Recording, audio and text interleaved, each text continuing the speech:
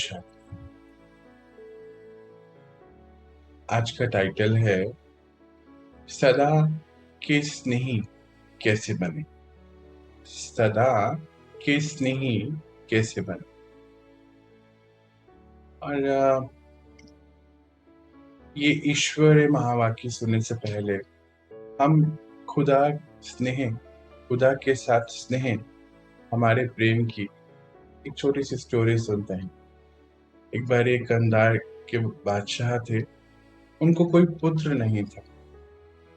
तो उन्होंने एक ऐसा सिस्टम बनाया कि जो भी राज्य में उनके राज्य में जो भी उस लायक होगा कि वो बादशाह बन सके, वो उस सीट पे बैठे और पूरा राज्य चलाए 1 साल तक। फिर 1 साल के बाद उनको नदी के पार भेजा जाता था। पर इतिहास ये था कि जो भी नदी के पार जाते, वहां एक बहुत घना जंगल था और बहुत से जंगली जानवर उसको खा जाया करते थे। मतलब हर 1 साल के बाद बादशाह को सजाए मौत मिलती थी। इतिहास ऐसा था। अब ये साल दर साल चल रहा था ऐसा ही प्रोग्राम। जो भी बादशाह की सीट पे बैठता, जैसे ही 1 साल कार्य पूरा होता तो उनको आगे भेज दिया जाता नदी के पार। वहीं पर उसी राज्य में एक छोटा बच्चा था, 20 साल के करीब का, और उसका नाम अकबर था। वो अपने पिता के साथ रोज नमाज पढ़ता और बचपन से ही उसके पिता उसको कहते कि खुदा हमारा दोस्त है, उससे स्नेह करो, प्यार करो, उससे बातें करो। तो वो बच्चा जैसे बचपन से ही ट्रेंड हो रहा था उससे बात करने के लिए, खुदा दोस्त से। अब 2 दिन बचे थे। जो प्रेजेंट बादशाह वहां पे राज कर रहे थे, और हुआ यूं कि उसके मन में ये ख्याल आया कि अब कौन बैठेगा इस सीट पर। शहर में तो बहुत डर है, कोई भी नहीं बैठना चाहता क्योंकि हर साल सजाए मौत हो रही थी ना। तो फिर उसने अपने दोस्त से पूछा, हाँ, स्नेह जिससे कर पिता से, दोस्त से, कि है खुदा दोस्त, इस बार ही कौन बनेगा। अच्छा। तो बोलते इस बार ही आप बने। बोलते क्या बोल रहे हो आप, मैं कैसे बन सकता, मेरे को नहीं बनना है। फिर आप क्या मुझे चाहते हो कि 1 साल बाद मैं चले जाऊं, मर जाऊं। आम भाषा में तो ऐसी बात होती है ना। तो फिर मेरे अब्बू और अम्मी जान का कौन ध्यान रखे। तो उसने बोला कि आप मेरी बात मानिए और आप चाहिए, और जैसे जैसे मैं आपको कह रहा हूँ बस करते जाइए। अब क्योंकि उसका और खुदा दोस्त का रिश्ता बहुत पक्का था, 20 साल से ये रिश्ता कायम है। छोटे से ही ये रिश्ता बनना शुरू हो गया। तो बात तो माननी थी, दोस्त हैं जी, तो उन्होंने बात मानी, बैठे सीट पर। अब कुछ समय बीतने के बाद खुदा दोस्त ने एक इंस्ट्रक्शन दी उनको कि ये जो सामने नदी के सामने पार पे जो जंगल है उसको खाली कराओ, वहां पे एक मैदान पूरा बनाओ बड़ा सा। तब एज पर द इंस्ट्रक्शन सब सफाई कराई गई धीरे धीरे, और बोले कि यहाँ पर एक नया शहर बसाओ जिसमें राजमहल हो, घर हो, और उसका नाम रखो खुदा की नाम। अब इंस्ट्रक्शन आई तो काम तो होना ही था। तो सभी मिल गए, पूरा का पूरा राज्य, क्योंकि राजा बोल रहे थे, राज का खजाने से सब धन भी जा रहा था, और एक बहुत सुंदर नगरी का निर्माण हुआ। अब 1 साल में हो गया क्योंकि सारे के सारे राज्य के सभी जुट गए उस कार्य। अब इनका भी समय पूरा होने जा रहा है। कल का दिन आ गया कि अब नदी पार जाना है। तो खुदा दोस्त ने कहा कि अब पूरे शहर में ये ढिंडोरा पिटवाओ कि मैं तो उस शहर जा रहा हूँ, वहां का बादशाह बनू। जिसको मेरे साथ चलना है उस सुख की नगरी में, उस खुदा की नगरी में, वो मेरे साथ चले। उसको वहां उसके दर्जे अनुसार घर और सुख सुविधाएं सब मिले। अब ये हुआ, नेक्स्ट डे आ गया, उनको वहां नदी के पार जाना हुआ। पहुंचे और वहां देख रहे थे कि उनके सभी साथी वहां पर मौजूद थे, क्योंकि उस सुख के शहर में, उस खुदा की नगरी में सभी को जाना था। अब इस कहानी से हमने क्या सीखा, क्या आध्यात्मिक रहस्य है इसका आध्यात्मिक रहस्य है कि संगम पर परमात्मा हम बच्चों को ये पढ़ाई पढ़ाते हैं। ये पढ़ाई पढ़ाकर हम ही से सारे कार्य करा, हम ही को महल बनाने, हम ही को नई नगरी बना, नाम भी बहुत सुंदर देते, जैसे खुदा की नगरी तो दुआओं का गांव बना, सभी को वहां रहने जाना। पर कंडीशन एक है, इस समय उस खुदा दोस्त के साथ रहे, उसकी इंस्ट्रक्शन श्रीमत पर अपने जीवन को बिताना है, और फिर वो जो जो बोले वो करते जाना है, क्योंकि कोई भी पिता अपने बच्चे को मौत के मुंह में ढकेल नहीं सकता। तो विश्व की सभी आत्माओं के पिता क्या ऐसा कर सकते हैं? बिल्कुल नहीं। ये सृष्टि सदा चलती रहती है, बस ट्रांसफॉर्मेशन का समय है। आत्माओं का प्रकृति समय के साथ लेन देन है, उस हिसाब से ही सब कारोबार होते हैं। तो सारे ही जो आत्माएं अपना लेन देन पूरा नहीं करते, तो वो फिर ऊपर परम धाम जाते हैं, मुक्ति को पाते हैं। और हम सब मनुष्य आत्मा जो बाबा के साथ स्नेह का कनेक्शन बहुत मजबूत, ऐसा नहीं कि प्राप्ति चाहिए उनसे। अकबर को भी प्राप्ति नहीं पता था कि 20 साल बाद उसको बादशाह बनना है। ये तो हमारा प्रेम है, उसके लिए उसके लिए ध्यान है, क्योंकि वो हमारा ध्यान रखता है। विश्व की सबसे बड़ी शक्ति। आइए अब हम इसी बात को बाबा के शब्दों में सुनते और समझते हैं। यह स्नेह सारे पुराने संसार को सहज भुलाने का साधन है। ईश्वरीय स्नेह की बात हो, ईश्वरीय स्नेह सारे पुराने संसार, कलयुगी संसार भुलाने का साधन है, सहज। यह स्नेह हर आत्मा को बाबा का बनाने का में एकमात्र शक्तिशाली साधन है। स्नेह श्रेष्ठ जीवन का फाउंडेशन है। स्नेह शक्तिशाली जीवन बनाने का, पालना का आधार है। सभी जो भी श्रेष्ठ आत्माएं बाबा के पास सम्मुख पहुंची हैं, उन सभी के पहुंचने का साधन भी स्नेह है। बाबा यहाँ क्या कह रहे हैं? बाबा कहते हैं कि अगर पिता से स्नेह है, परमात्मा से स्नेह है, तो ये जो पुराना संसार है ये हम भूल जाएंगे बहुत जल्दी। बार बार होता है ना, थॉट्स वहां जाते हैं, कई कई बार होता है कुछ टाइम कि बार बार हमें यहाँ की बहुत ध्यान आते हैं। तो पर अगर बाबा के साथ स्नेह है तो पुराना संसार याद नहीं आएगा। कहते हैं ये जो स्नेही आत्माएं हैं वो उनकी शक्ति का भी साधन है, एकमात्र शक्तिशाली साधन है। कैसा? बाबा की संग रहते तो हमारा फाउंडेशन, क्योंकि स्नेह का बहुत मजबूत है, तो उनसे पालना भी मिलती है, श्रीमत भी मिलती है, और जीवन बहुत सुंदर होता चले। बाबा कहे कि बच्चे आप मेरे सम्मुख आते हैं, फिजिकली नहीं, हम बाबा से मिलते हैं, मेल मिला जुलते हैं, परम धाम में जाते, तो जब हम उनके सम्मुख बैठते तो वहां तक पहुंचने का आधार भी बस स्नेह है और कुछ नहीं। हमारा, हम सभी बच्चों का परमात्मा से स्नेह, प्रेम और स्नेह में फर्क होता है।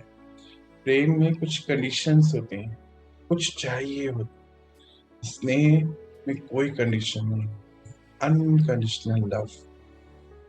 आगे देखते हैं। बाबा सर्व स्नेही बच्चों को देख रहे थे। ये स्नेह तो सब बच्चे हैं, लेकिन अंतर क्या है? नंबर वार क्यों बनते हैं? कारण क्या है? स्नेही सभी हैं, लेकिन कोई है सदा के स्नेही, और कोई है स्नेही, और तीसरे हैं समय पर मान स्नेह निभाने। 3 प्रकार के बाबा के बच्चे हैं। एक है सदा, सदा मतलब उसमें कोई बीच में कहीं ऊपर नीचे नहीं। एक है स्नेही बस, और तीसरे हैं समय पर मान, जब समय कुछ ऐसा आता तब स्नेह निभाते। बाबा ने तीनों प्रकार के बच्चों को देखा और उनके स्नेह के स्तर को भी देख रहे हैं। तीनों बच्चों को देख रहे हैं, उनका स्नेह का लेवल क्या है। अब बाबा उसको एक्सप्लेन करेंगे कि क्या क्या है, और हम क्या करेंगे, हम अपने लेवल को चेक करें। बाबा जो भी हमारे लिए ज्ञान लाते हैं, ये ज्ञान एक दर्पण है, आईना है, हमें हमारी स्थिति को चेक करने के लिए। तो अब हम अपने आप को चेक करें, और फिर चेक करके क्या करेंगे, चेंज करेंगे ना, सदा स्नेही वाले पर पहुंचेंगे। जो सदा स्नेही है, वह स्नेही होने के कारण मेहनत और मुश्किल से सदा ऊंचे रहते हैं। ना मेहनत करनी पड़ती है, ना मुश्किल का अनुभव होता है, क्योंकि सदा स्नेही होने के कारण उन्हों के आगे प्रकृति और माया दोनों अभी से ही दासी बन जाती है। अर्थात सदा स्नेही आत्मा मालिक बन जाती, तो प्रकृति और माया स्वतः ही दासी रूप में हो जाती हैं। प्रकृति माया की हिम्मत नहीं, जो सदा स्नेही आत्माओं के आगे आड़े भी आ सके, जो सदा स्नेही का समय व संकल्प अपनी तरफ खिंचवा सके, क्योंकि वो जानते हैं कि ये बाबा के साथ स्नेह में कनेक्टेड है हमेशा के लिए। हमें यहाँ क्या कह रहे हैं कि जो सदा स्नेही बच्चे हैं बाबा के पहले नंबर पर, वो उनको कोई मेहनत और मुश्किल कभी नहीं लगती, क्योंकि जब हमारा कनेक्शन बाबा से जुड़ा हुआ है ना, तो बाबा की शक्तियां निरंतर हमारे पास आ रही है। कोई भी कार्य करने के लिए, अपने आप को परिवर्तन करने के लिए शक्तियों की जरूरत हो, और जब हम स्नेह की डोरी में बंधे हुए हैं पिता के साथ, तो फिर शक्ति मांगनी नहीं है, कनेक्ट होना नहीं है, निरंतर हमारे तक पहुंचना। तो इसलिए कोई मेहनत और मुश्किल नहीं है, इजी इजी है।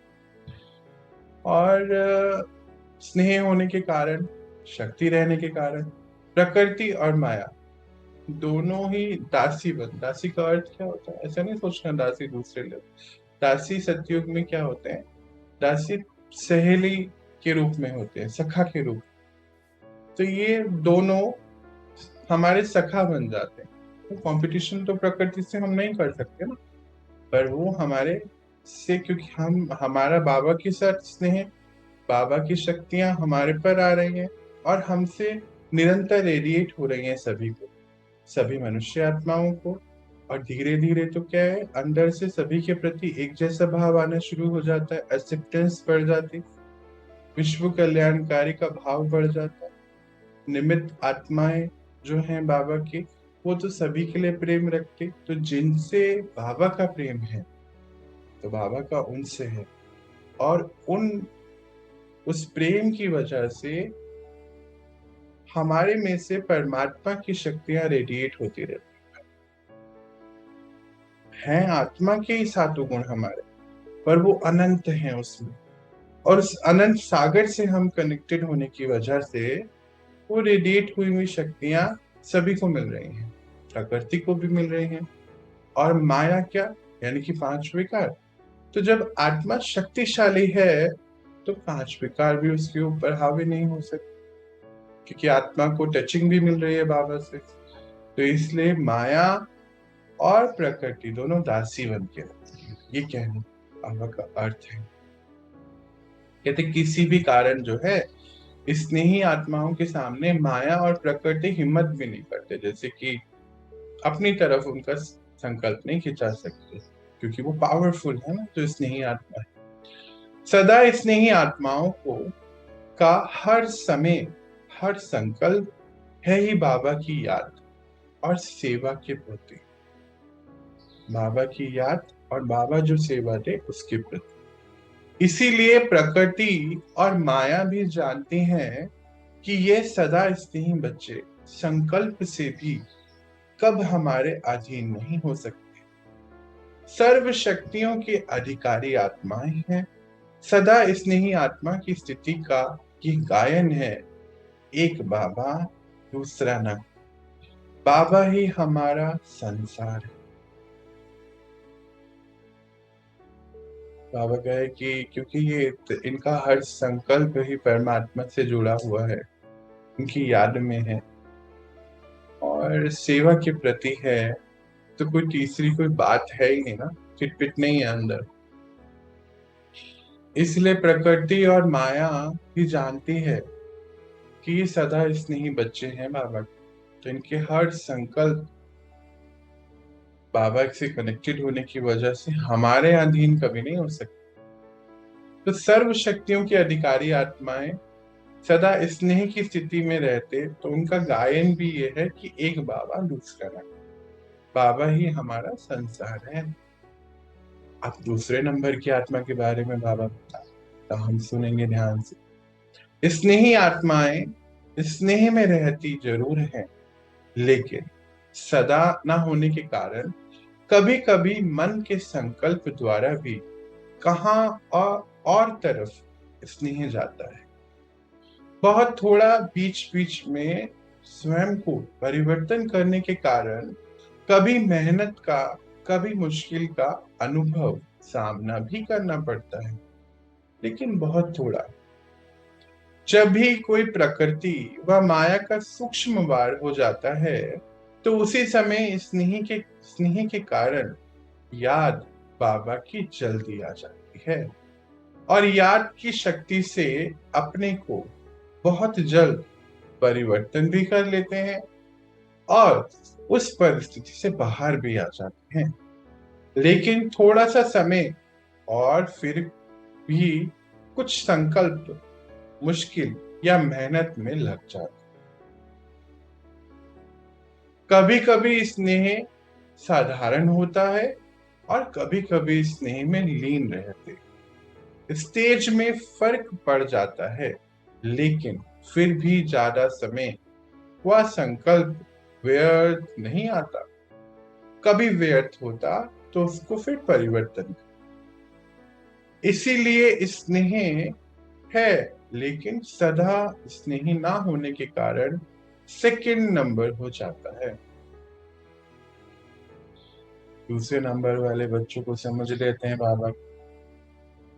कहते हैं कि सदा का स्नेह तो है नहीं इन बच्चों का। क्यों नहीं है, क्या रीजन है? तो उनके संकल्प कभी कभी बाहर की ओर, इस बाहर की जो दुनिया है, मनुष्य आत्माओं की ओर, प्रकृति की ओर संकल्प वहां चले जाए कि ये मेरा अपना है, उससे स्नेह। ऐसा नहीं है कि हमें स्नेह किसी को नहीं कर। हाँ, यहाँ समझना है, परमात्मा से स्नेह हमें मिल रहा है। हम सबको देने वाली आत्मा, लेना नहीं है, देना है। देवी देवता होते हैं ना देने वाले, लेने वाले देवता होते हैं। तो उनके संकल्प में होता है कि अरे ये तो मुझे प्रेम ही नहीं करते, स्नेह ही नहीं करते, मैं इनके लिए इतना कर रहा हूँ, ये कर रहा हूँ, मेरे बच्चे मुझे प्रेम नहीं करते, या मेरे माता पिता या मेरे जीवन साथी। ऐसे में मन जो है उस तरफ संकल्प उत्पन्न करता है। अच्छा, फिर परिवर्तन करते हैं क्योंकि याद आ जाता है ना ज्ञान की, नहीं हमें किसी से लेना नहीं है। तो फिर थोड़ा सा युद्ध होता है, बाबा कहते हैं थोड़ी मेहनत लगती है, मुश्किल आती है, पर कर लेते हैं, परिवर्तन हो जाता है।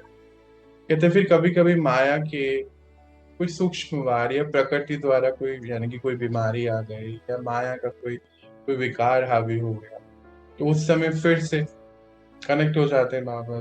स्नेह की याद से जल्दी ही बाहर निकल जाते हैं, क्योंकि जैसे ही बाबा से कनेक्ट हुए, शक्ति मिली, तो मुश्किल से आप बाहर आ जाते। मेहनत लगती है पर बाहर आते हैं।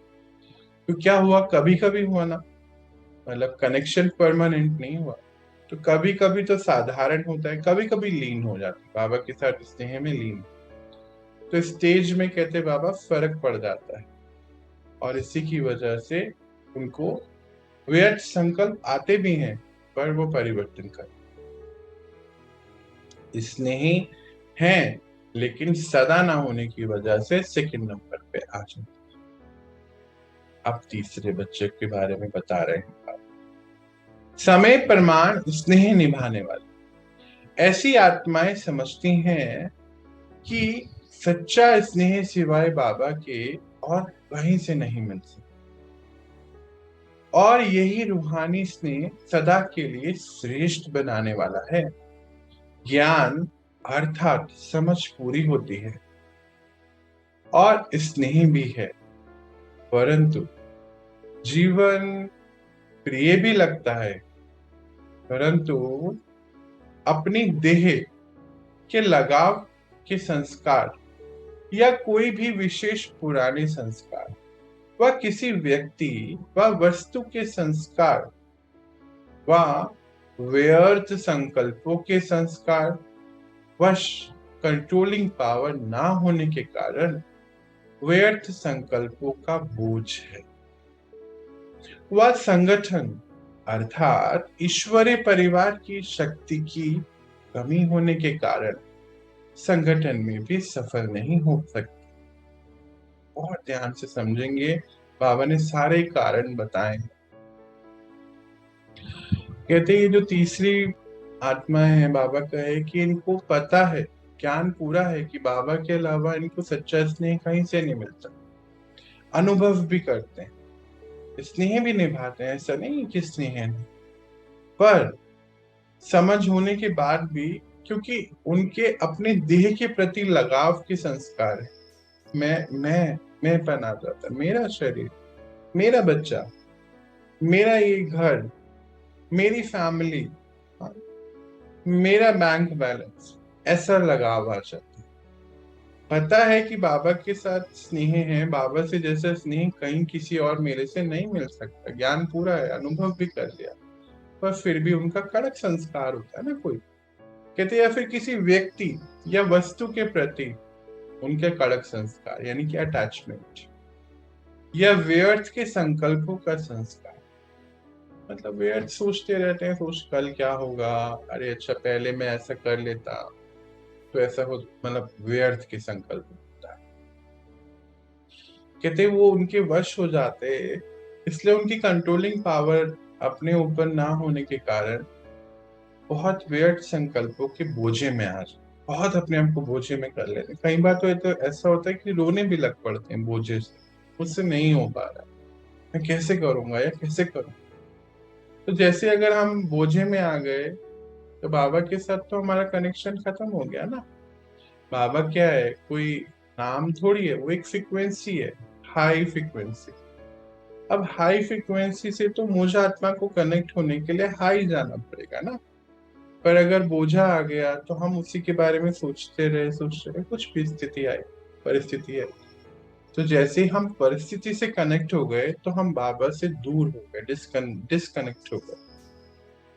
पर हम जब बाबा से कनेक्ट हुए तो परिस्थिति ऐसा नहीं है कि नहीं आएगी, नहीं आएगी, पर क्योंकि हमारा कनेक्शन उस हाई फ्रीक्वेंसी से होने के कारण वो परिस्थिति हमारे सामने टिक नहीं सकती, फिनिश हो जाए। क्योंकि अभी कहानी सुनी थी ना, कैसे वो खुदा दोस्त आगे लेके जा रहा था, ऐसे ही टचिंग में। तो बाबा कहते हैं व्यर्थ के संकल्प का जब बोझ हो जाता है। दूसरा कि ईश्वरीय परिवार संगठन से भी उनको कोई खास लगाव नहीं रहता।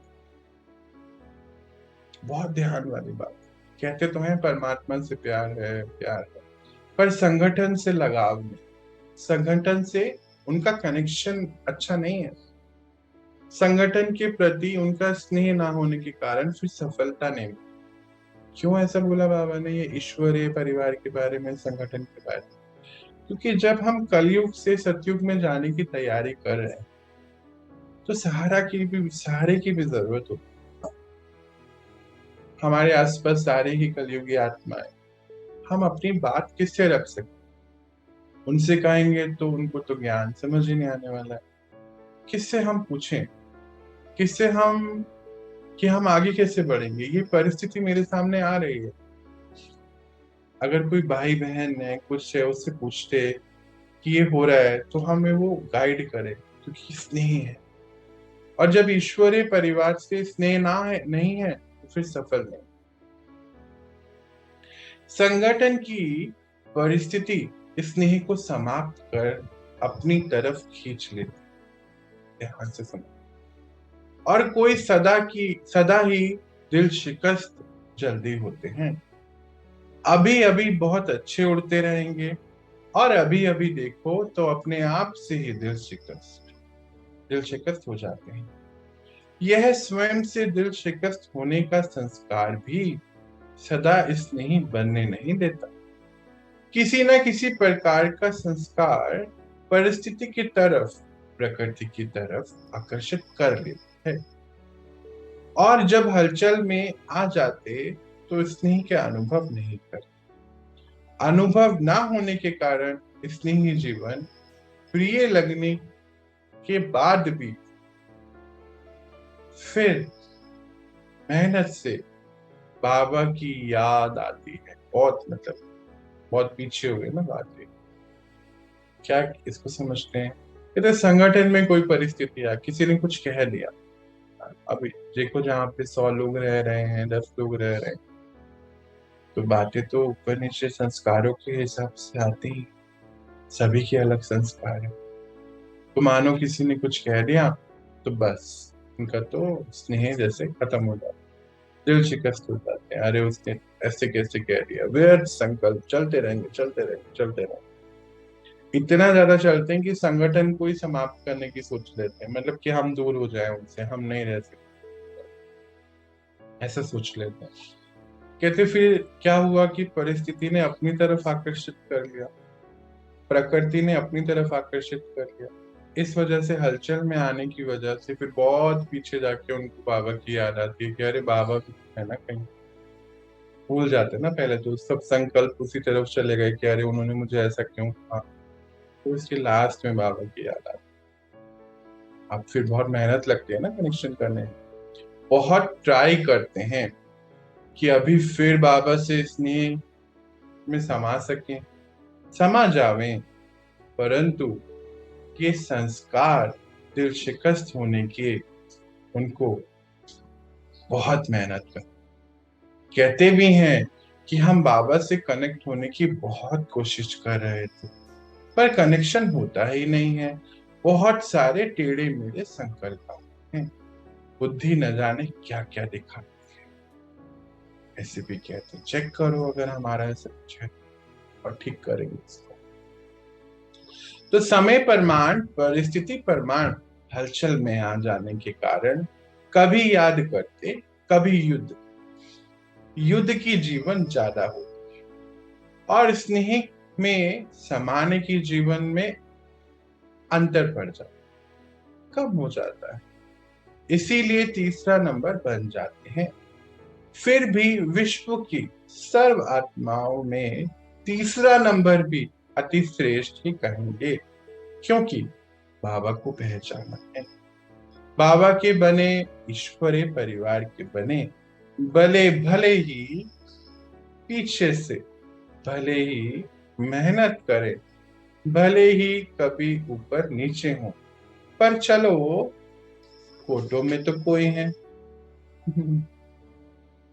बाबा यहाँ क्या कहते हैं कि ट्राई बहुत करते हैं कनेक्शन की बाबा से हो जाए, फिर कहते हैं पता नहीं, हम तो बहुत ट्राई करते हैं कनेक्ट होने की, पर होता नहीं है। मन में पता नहीं क्या क्या आता है, बुद्धि पता नहीं क्या क्या दिखाती है, तो वो युद्ध चलता रहता है। तो बाबा कहते हैं युद्ध बहुत चलता है, ज्यादातर युद्ध चलने की वजह से कभी कभी तो कनेक्ट होते, और फिर ज्यादा तो युद्ध ही चलता है। तो इसलिए तीसरे नंबर वाले जो हैं, चलो ठीक है, विश्व की अनेक आत्माओं में से तीसरा नंबर भी बाबा कहते हैं अति श्रेष्ठ ही है, कम से कम परमात्मा को पहचान तो लिया। मतलब कि पहला चैप्टर और दूसरा चैप्टर पक्का करा दिया। पक्का नहीं होता है, बस उनको इतना पता है मैं आत्मा हूँ, जैसे एक नॉलेज है परमात्मा कौन है, एक नॉलेज है, पर उन्होंने उसको महसूस नहीं। क्योंकि जहाँ 2 चैप्टर में हमारे 2 पार्ट पक्के हो जाते तो वो फिर बाबा की महसूसता होने लगती है, फिर तो हम कुछ भी आगे बढ़ सकते हैं, कर सकते हैं। तो बाबा कहते श्रेष्ठ तो हैं, चलो ईश्वरीय परिवार के बने पीछे से ही सही, पर ठीक है कोटों में से तो कोई है। नंबर वार सदा नंबर वन सदा स्नेही आत्माएं, सदा कमल पुष्प समान न्यारी और बाबा की अति प्यारी। जो नंबर वन आत्मा है वो बाबा के साथ सदा स्नेह के कनेक्शन की वजह से युक्ति दे रहे हैं बाबा, कमल पुष्प के समान न्यारी और प्यारी। जैसे कमल रहता कीचड़ में ही है पर उससे न्यारा है ना, उसके ऊपर कुछ भी दाग भी, कुछ कोई पानी का छींटा भी टिकता नहीं है, अलग से नजर आता है, न्यारा नजर, मर्ज नहीं होता उससे। कहते हैं तो कलयुग में ही पर न्यारे और प्यारे कमल के जैसे। स्नेही आत्माएं न्यारी और प्यारी भी हैं, लेकिन बाबा समान शक्तिशाली नहीं। सदा स्नेही कैसी है, न्यारी प्यारी, और क्योंकि परमात्मा के साथ कनेक्शन होने के पास वजह से बहुत शक्तिशाली। पहले नंबर की सदा वाली, कांस्टेंट वाली। अब ये जो है ये स्नेही है, तो बोलते हैं न्यारे प्यारे जरूर हो जाते हैं, कभी कभी लड़ाई होती है बट न्यारे प्यारे रहते, पर शक्तिशाली नहीं होते क्योंकि पूरा कनेक्शन नहीं होता। और शक्तिशाली ना होने के कारण विजयी कभी होती है और कभी नहीं। देखो अंतर कैसे बता रहे हैं। लीन है लेकिन स्नेही नहीं।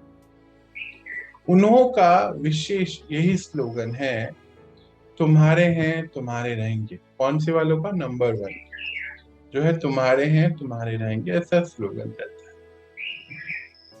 तीसरे नंबर की आत्माएं बार बार स्नेह के कारण प्रतिज्ञाएं भी स्नेह से बहुत करती। नहीं अभी हम आगे से अच्छे रहेंगे ऐसे बोलते हैं ना, नहीं अब हम क्लास पूरी अटेंड करेंगे, हम बाबा के साथ कनेक्शन जरूर बनाएंगे, हम रोज सुबह उठेंगे, ऐसा सोचते हैं।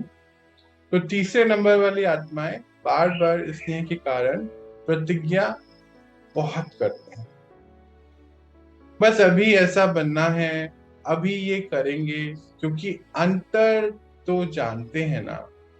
प्रतिज्ञा भी करते हैं, पुरुषार्थ भी करते हैं, लेकिन कोई ना कोई विशेष पुराना संस्कार लगन में मगन रहने नहीं देता है, विघन मगन को खत्म कर अथवा नीचे ले जाती है। इसीलिए सदा शब्द नहीं आ सकता, लेकिन कभी कैसे और कभी कैसे होने के कारण कोई ना कोई विशेष कमजोरी रह जाती। तीसरे नंबर वाले आत्मा के बारे में बाबा बता रहे हैं कि प्रतिज्ञा तो बहुत करते हैं रोज कि हम ये करेंगे ये करेंगे। अच्छा स्नेह का अर्थ क्या है, यहाँ पर बाबा क्या कह रहे हैं। बाबा से स्नेह का अर्थ है कि हम बाबा समान बन जाए, सारी कमजोरियां दिन प्रतिदिन हम छोड़ दें। देखो ओवरनाइट जर्नी नहीं हो, पूरे जीवन की ये बात है। तो फिर जैसे जैसे हमारा बाबा के साथ समय बढ़ता जाए, उनकी स्नेह की स्थिति में रहने की वजह से हम अपनी सारी कमी कमजोरियों को, सारे विकारों को दिन प्रतिदिन चेंज करते जा रहे हैं। पर तीसरे नंबर वाली आत्मा क्या कहते हैं कि प्रतिज्ञा बहुत करते, बहुत कि हम बाबा के साथ स्नेह कनेक्शन लगाएंगे, पर उनको कोई ना कोई खींच लेता है। जैसे हमारा कोई संस्कार है पुराना, मानो मोबाइल देखने का संस्कार, पता है स्नेह है बाबा से पर मोबाइल भी तो है साथ में, तो बस जब मोबाइल सामने आता है तो बाबा ज्ञान जैसे कहीं गायब हो जाता है, और फिर हमारा स्नेह किसके साथ आ जाता है, मोबाइल के साथ आ जाता है। तो वहां से स्नेह फिनिश, मोबाइल से स्नेह शुरू हो, फिर बहुत पुरुषार्थ करना पड़ता है कनेक्ट होने के लिए। बाबा कहते हैं ये पुराना संस्कार लगन में मगन होने नहीं देता और विघन के रूप में आ जाता है, नीचे ले जाता है। मानो हम बाहर की दुनिया की कोई इंफॉर्मेशन देख लेते हैं तो क्या होता है, हमारा स्तर नीचे चल रहा है, हमारी स्थिति तो नीचे जा रही है ना रोज। बाबा के साथ रहते हैं तो ऊंची जा रही है, दुनिया के साथ रह रहे हैं क्योंकि दुनिया की तो लो फ्रिक्वेंसी ना, गिरती कला, तो नीचे चले जाते। बाबा कहते कोई ना कोई कमजोरी फिर रह जाती है, कमजोरियों के साथ फिर जाते हैं। ऐसी आत्माएं बाबा के आगे रूहान बहुत मीठी करते हैं। अब ये बाबा के बात सुनो, हमारे संकल्प बताते हैं, बहुत मीठी करते हैं,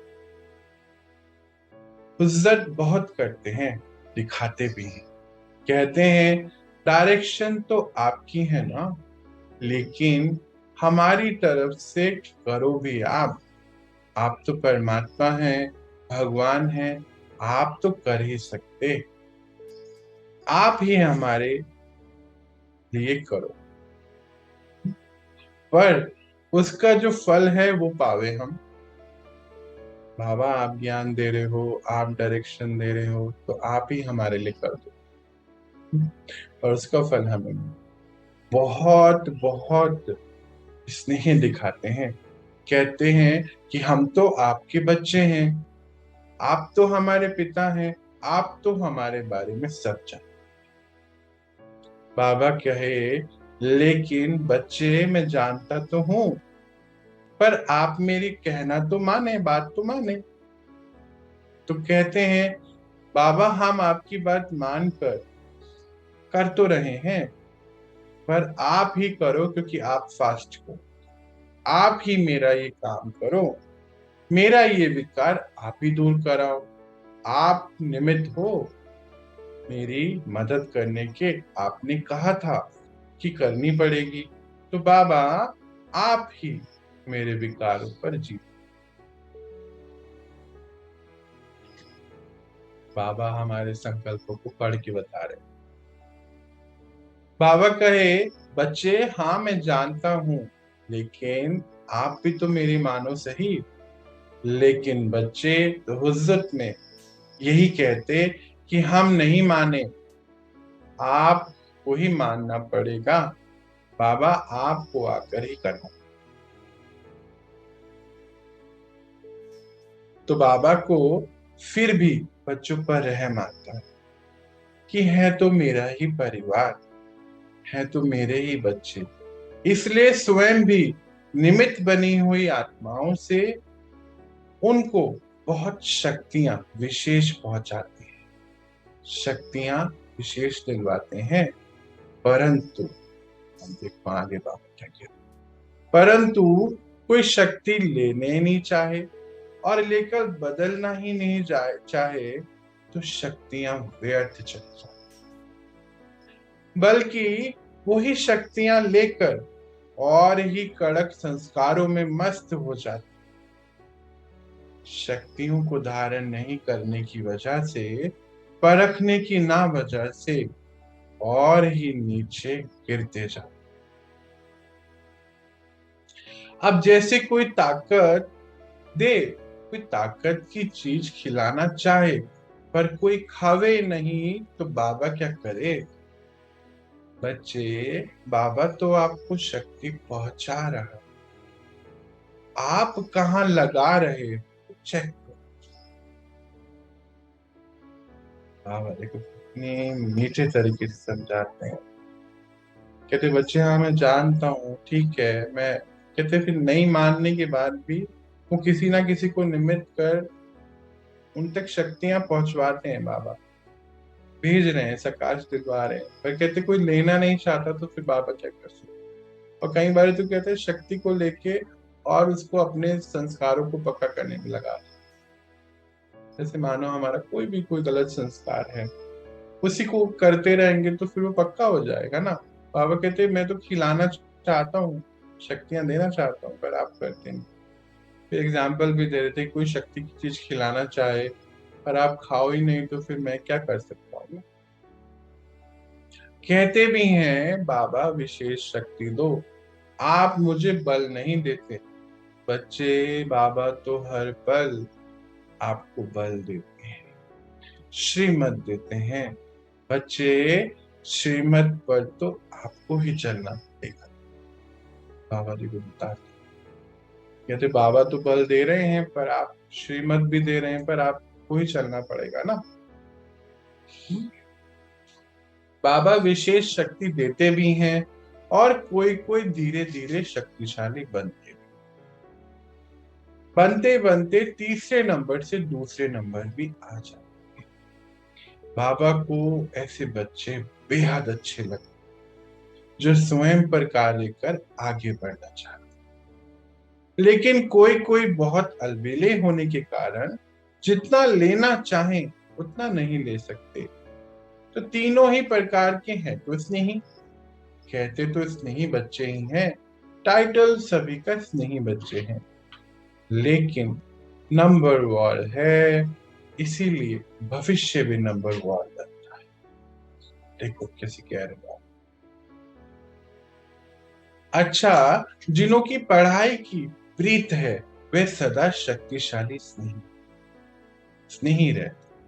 बाबा से प्रीत माना पढ़ाई से, पढ़ाई से प्रीत नहीं तो बाबा से भी प्रीत नहीं। कितना भी कोई कहे कि मुझे बाबा से तो बहुत प्यार है, लेकिन पढ़ाई का टाइम नहीं है। बाबा कहते हैं बच्चे कि बाबा नहीं मानते इस बात। जहां लगन होती है वहां कोई विघन ठहर नहीं सकता। अगर लगन है कि बाबा से लगन है तो पढ़ाई का समय मिले ना मिले ऐसा हो नहीं सकता। विघन स्वतः ही समाप्त हो जाएंगे बच्चे अगर आप स्नेही का एक कदम उठाएंगे। बाबा आज हमारे हर संकल्पों को हमारे सामने ला रहे हैं। कहते फिर अलबेले हो जाते हैं तो फिर क्या होता है, नंबर वॉर हो जाते हैं ना, और उसी हिसाब से क्या टाइटल सभी का है कि सभी स्नेही है, पर नंबर वॉर है तो नंबर वॉर भाग्य भी बनता है। फिर कहते हैं कि जिनको पढ़ाई से प्रेम है वो मतलब बाबा से प्रेम है, क्योंकि जैसे जैसे हम पढ़ाई पढ़ते हैं तो बाबा हमें डे टू डे लाइफ को हमें कैसे जीना है, समय कैसे बिताना है, हर बात की इंस्ट्रक्शन हमें पढ़ाई से मिलती है। और जो बच्चे पढ़ाई से स्नेह करते हैं मतलब बाबा से, बाबा की बातों से स्नेह कर रहे हैं ना। कई बार हम कहते हैं अरे भगवान को तो हम बहुत मानते हैं, पर क्या भगवान जो बोल रहे हैं उसको मानते हैं? उसको नहीं मान पाते। तो बाबा कहते हैं मुझसे प्यार करना अर्थात पढ़ाई से प्यार करना। अरे बहुत बारी बच्चे ऐसे क्या बोलते हैं कि बाबा से तो हमें प्रेम है पर पढ़ाई का समय नहीं मिल पाता। तो बाबा कहते हैं मैं इस बात को नहीं मानता, क्योंकि जहां लगन है वहां विघन ठहर नहीं सकती, समाप्त हो जाएगी श्रद्धा। तो हम चेक करें कि हमारे कौन से संकल्प हैं, हम चेंज करें। पढ़ाई की प्रीत विघ्नों को सहज पार कर लेती है, उड़ती कला चढ़ती कला महसूस कराती है। उड़ती कला द्वारा स्वयं ऊंचे हो जाते हैं, विघ्न नीचे रह जाते। उड़ती कला वालों के लिए पहाड़ भी एक पत्थर समान है। पढ़ाई से प्रीत रखने वालों के लिए बहाना कोई नहीं होता, प्रीत मुश्किल को सहज कर देती। एक पढ़ाई से प्यार और दूसरा ईश्वरीय परिवार का प्यार किला बन जाता है। किले में रहने वाले सब सेफ हो जाते हैं ना। आप पर माया का, प्रकृति का कोई वार चल नहीं सकता। क्यों? क्योंकि परिवार और पढ़ाई और बाबा आपके लिए कवच का काम। बहुत बड़ी बात बाबा है कि पढ़ाई से प्रीत तो विघ्नों को सहज पार करा दे। बाबा की सारी बातें हैं ना पढ़ाई में, कि मानो कोई परेशानी आए तो हमें क्या करना है, बुद्धि को कहाँ सेट करना है, सब इसमें हमें इंस्ट्रक्शन मिलती है। कह रहे उड़ती कला की महसूसता कराती है, और उड़ती कला में कि क्या है कि जितने ऊंचे उठते हैं विघन नीचे हो जाते हैं, ये तो हम सभी महसूस करते हैं। कहते पहाड़ भी आ जाए वो पत्थर हो जाता है, छोटा सा मतलब पत्थर को बस ऐसे ही पार कर लो। तो पढ़ाई में कहते कोई बहाना नहीं होना चाहिए, और प्रीत कहते मुश्किल को सदा सहज कर देते। तो पढ़ाई से प्यार और दूसरा ईश्वरीय परिवार से प्यार आपके लिए किला बन जाता है। किले में सभी सेफ रहते हैं। बाबा कहते हैं पढ़ाई ईश्वरीय परिवार और बाबा का स्नेह, ये तीनों कवच का काम। माया और समय आपको कुछ नहीं बिगाड़ सकते। स्नेही आत्माओं की स्नेह की भाषा अति उत्तम होती है, श्रेष्ठ होती है। इनको भाषा स्नेह के होने के कारण भाषा को कोई नहीं देखता। स्नेह की भाषा सभी भाषाओं में श्रेष्ठ हो। ये आत्माएं जहां भी जाएं, स्नेह होने के कारण हर भाषा स्नेह की भाषा को समझते, हर आत्मा स्नेह को कैच कर ले और स्नेही आत्माओं की भाषा बोलने लगती है। जितना पढ़ाई में वृद्धि करते रहेंगे, उतना महान से महान सेवाएं, महान पूज्य आत्मा बनने का फल प्राप्त होगा। सर्व का आशीर्वाद भी प्राप्त होता है। पुण्य आत्मा ही पूज्य आत्मा बनती हैं।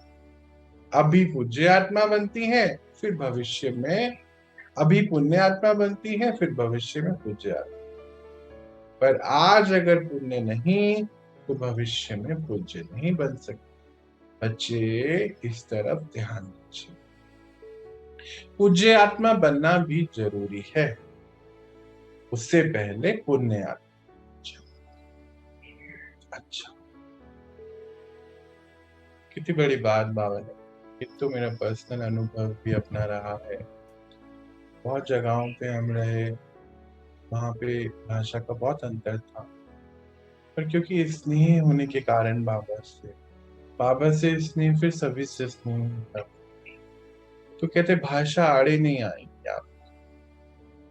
स्नेह की भाषा ऐसी है कि हर भाषा कैच कर ले, हर भाषा में हर आत्मा उसको कैच कर ले, और इस वजह से कनेक्शन बहुत अच्छा रहता है। और जो स्नेही आत्मा की भाषा है वो बोलने लगती। देखो कितनी बड़ी बात। तो कहते हैं जैसे जैसे पढ़ाई में वृद्धि होती है, उतना ही आपका स्नेह वृद्धि में जाता है और आप महान आत्मा बनते हैं, पूज्य आत्मा बनते हैं। पर पूज्य बनने से पहले पुण्य आत्मा बनते हैं। सबके आशीर्वाद जो मिल रहा है ना, सबकी दुआएं मिलती है।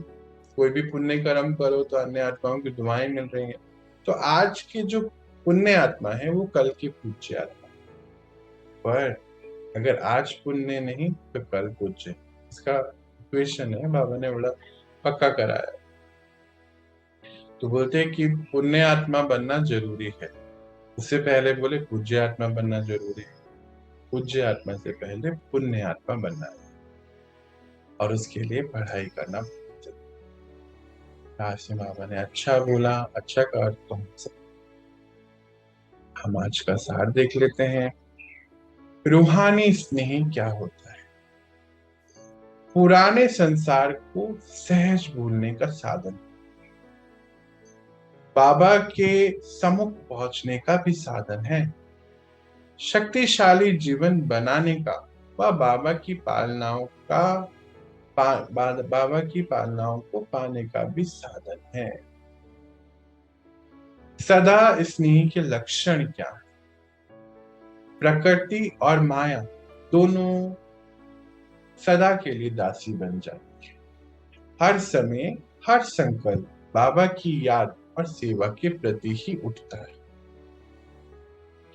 उनके सामने कोई परिस्थिति टिक नहीं सकती। उनकी स्थिति का गायन है, बाबा ही एक संसार है, दूजा। पढ़ाई से प्यार और परिवार से प्यार किले कवच का कार्य करते हैं। अच्छा, बाबा ने कहा, बाबा का अर्थ है कि बच्चे अब आप समझ गए और अब आप करे ही। और हम सबकी तरफ से भी इस पिता को शुक्रिया कि बाबा आज आपने हमारा ध्यान यहाँ खिंचाया। हम सच्चे स्नेही, सदा के स्नेही आपको बन करके जरूर दिखे। शुक्रिया, बहुत बहुत अनेक बार शुक्रिया बाबा। ओम शांति।